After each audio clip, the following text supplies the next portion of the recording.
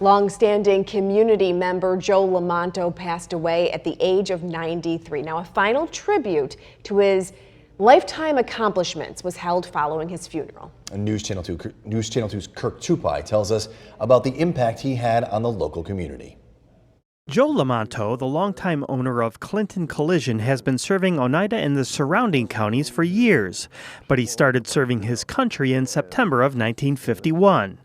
At the age of 21, Joe began serving in the U.S. Army. He was wounded twice in the Korean War before being discharged in 1953. His daughter Laura says he talked about the war often. He was on the front lines, being in the trenches, 30, 40 below zero, out in Korea. Frozen, they used to call it frozen rations to eat and everything. Joe returned to Clinton, bought an old beat-up tow truck, and opened a towing business with his brother. That old tow truck had a hand crank, a chain, and an old tail light, but it helped to get his business up and running. He started with a hand crank and an old one chain and like that, a little old tow truck, pretty much similar to his 1940 GMC here that was all restored.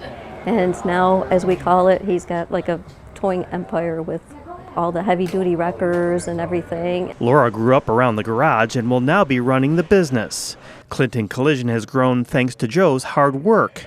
Joe would work days, evenings, and often overnights. He even took on tough jobs like towing a 156-ton DC-11 aircraft that got stuck in the snow on the Griffiths runway.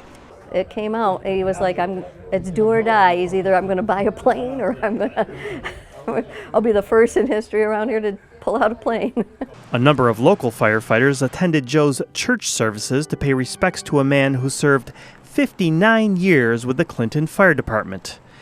Even more set up a firefighter's send-off and gave one final salute as his casket rolled by. When I first got in, Joe Lomanto, we didn't have Jaws of Life. We had an old can opener we beat around with a hammer, and Joe was always there with his wrecker. He's a firefighter, but he did more Jaws work back then, pulling cars apart. And then obviously we got the Jaws of Life and things changed. But Joe's always been there from the very beginning. Joe was also respected among his peers in the towing community. Dozens of tow trucks and business associates made their way through Clinton and gave him a final send-off with a respected honk of the horn. In Clinton, I'm Kirk Tupai reporting for News Channel 2.